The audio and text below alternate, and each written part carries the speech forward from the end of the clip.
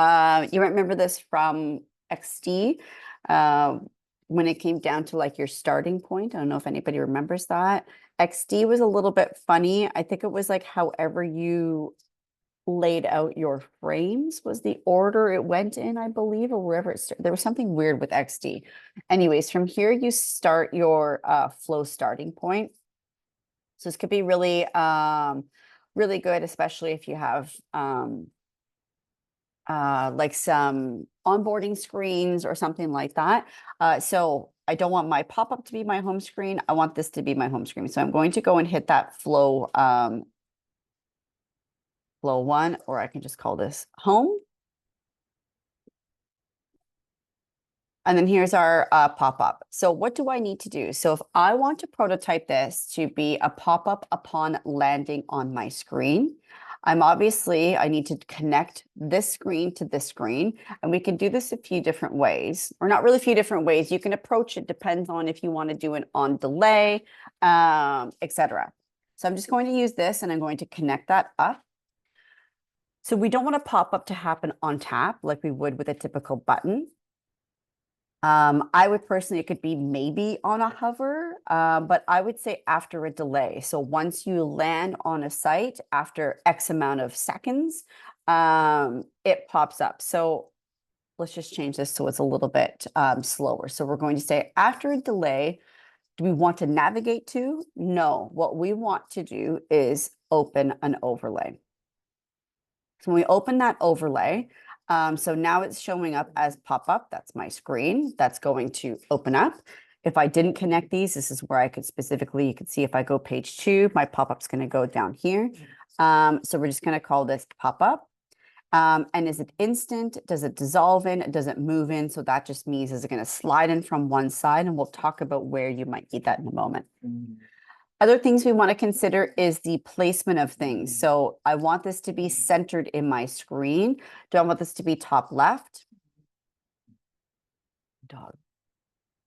So for a pop-up, I would personally say centered. You can also go manual, and then you can actually say where you want this to be. So maybe you do want it centered, but you don't want it dead center. You want it to be a little bit higher up. So that's kind of nice that you can do that. Oops. Or we can just say center.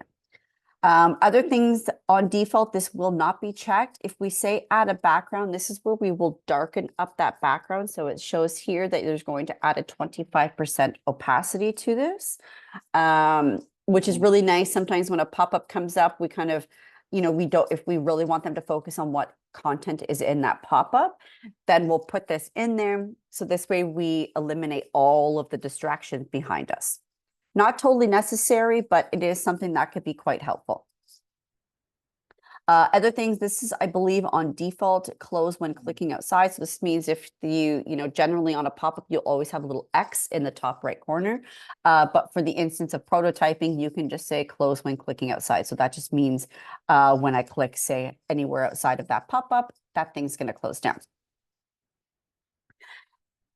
Going back to saying if we want things to move, and actually, you know what, we can work through that in a moment. So that's essentially all we need to do. We can set that delay of what we want that delay to look like. And now we press play and we see what happens. Maybe nothing. Oh, there it goes. So that delay was a little bit fast. So let's go, if I click this, let's go, woo! Let's go 400. And can we refresh? Restart. So you could see that. So again, I feel it's maybe a bit quick. Let's maybe go back to that default. There we go. So we can see that background darkened a little bit. I'm just going to, just for the purpose of like kind of showing you folks what it can look like. So you can see it's a little bit darker. So now your user, and you can see the difference from a user experience point of view of what happens when that background goes a little bit darker versus a little bit lighter. Previously, you could see that pop-up. Obviously, it's an interrupter. But what's happening is like, you're like, oh, whatever, I need to just see what's going on in the background. When it comes down to darkening that screen a little bit more, it really puts that user into like, okay, I'm drilling in now on that content. And of course, this is potentially also You know, the screen is probably generally, for the most part.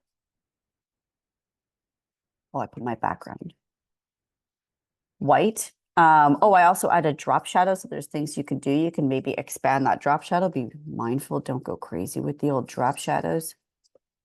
You can really expand that. Oh. So you can see that drop shadow is heavier. Now it's white. It's standing out even more. So lots of little things we can do when it comes to a pop-up to help those users really see that information. And you will need a pop-up on your final assignment. So just being mindful of that, which is kind of why we're going through this now. Just going to stop and then I'm going to